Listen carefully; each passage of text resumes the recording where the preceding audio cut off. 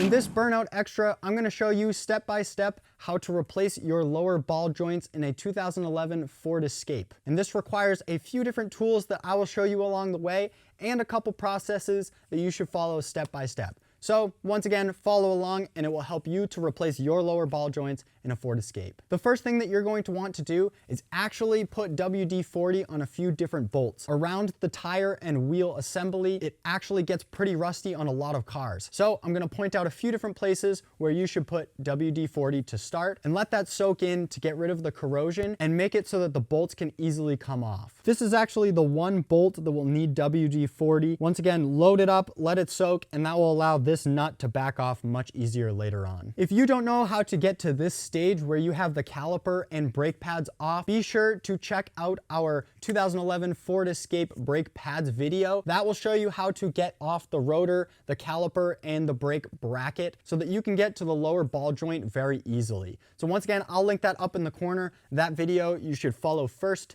to get to this standpoint, and then from there you can get to the ball joint. At this point, what you're going to want to do is remove this nut. This is going to be a 15mm socket. So what I have here is an impact, and I'll hook up an impact right here. However, it's also a bolt on the other end, so you want to make sure that you have a wrench on the other side. What I do here is I let the wrench rest against something metal and then lightly press it on with my hand so that it gets jammed and the wrench ultimately stops moving so that you can easily buzz the bolt off. So once again, I'm going to put one hand on the wrench and then just buzz off the nut side. So at this point, it's actually easy to just knock this bolt. It should come out the other end. So what I'm gonna do is just tap that through.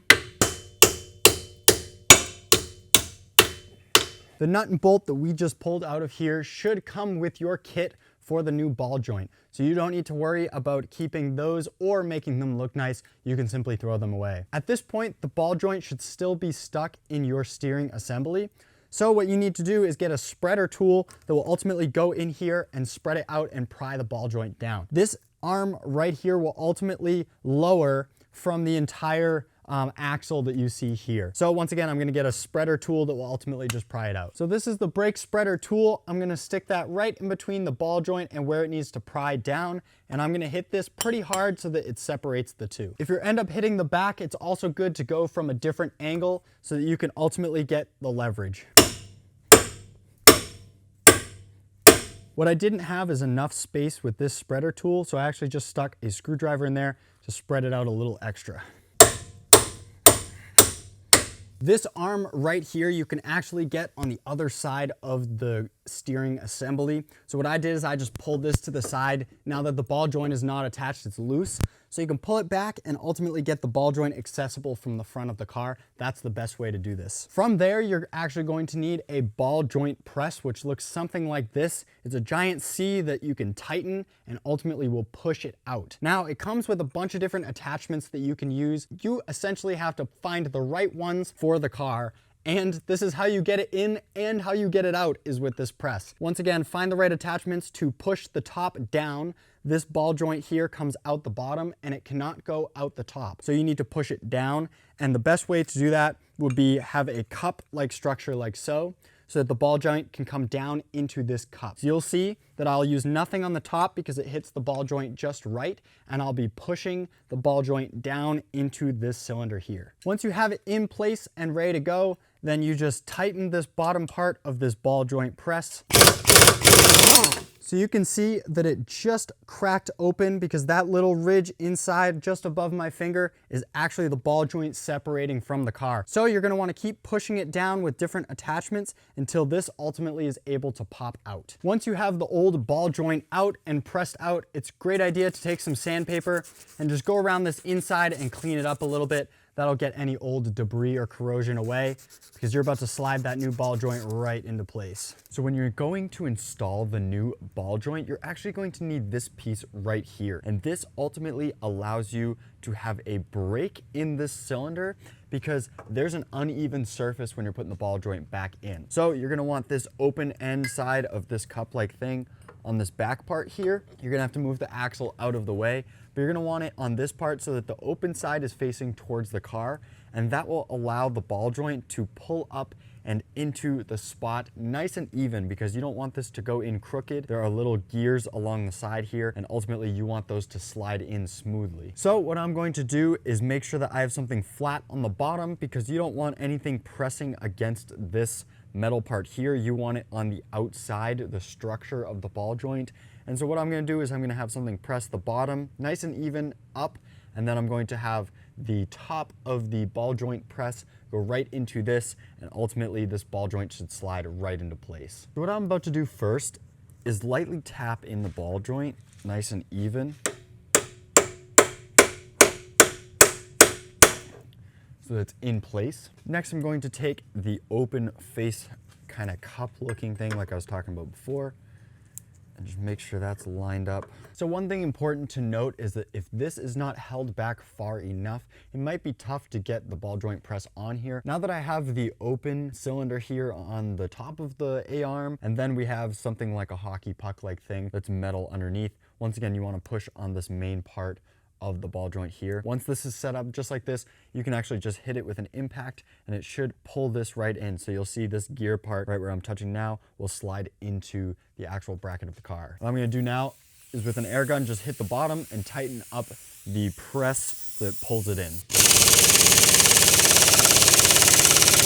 So after the ball joint has been kind of sucked up and into place, now it's time to release this ratchet strap that you had holding things back. And then you ultimately need to get this pin back into the hole at the bottom that we took it out. So you just have to kind of pull the arm down and then make sure that the axle comes over. Now this is tough because you need to get the ball joint at the right angle to go inside of the axle part here. One thing that will help with this is if you take some sandpaper, kind of run it on the inside of the hole.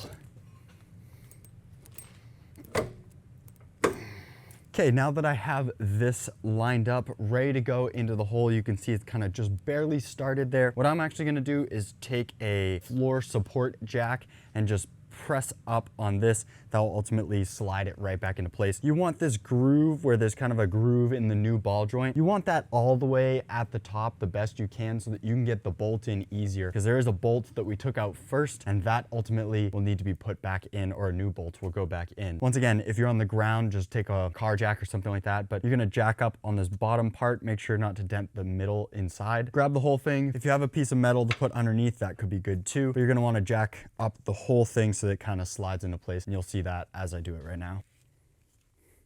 You can see it sliding in as I tighten here.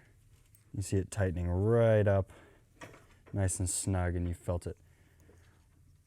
You could see it kind of push right into place there. So finally, from the back, you're going to install the new nut and bolt. Now remember that the nut was on the front. If you don't care which direction it goes, then that doesn't really matter, but this is how the bolt goes in the back, and once again, it slides in that hole exactly where we took it out. With this kit specifically, this should be a 15mm wrench, so just make sure that you have the wrench on the back and then tighten this with an impact or a socket and ratchet, whatever, you can get the best leverage. Make sure it's very tight. This is something that you don't want loose because it could easily rattle out. But once you've installed this bolt, that's all for installing the new ball joint. Once again, this is the last thing that holds it in. And from there, if you have one like mine, you actually need to put a grease fitting, and this just threads into the bottom of the new ball joint and ultimately is a grease fitting so that you can grease the ball joint for future use, and ultimately will make the ball joint last a little bit longer. So once again, that's something that you might need to just thread into the bottom after the fact, but you don't want to put this on beforehand because you probably dent it when you're putting in the ball joint itself. That's going to be all for this video. Hopefully this helped you replace your ball joint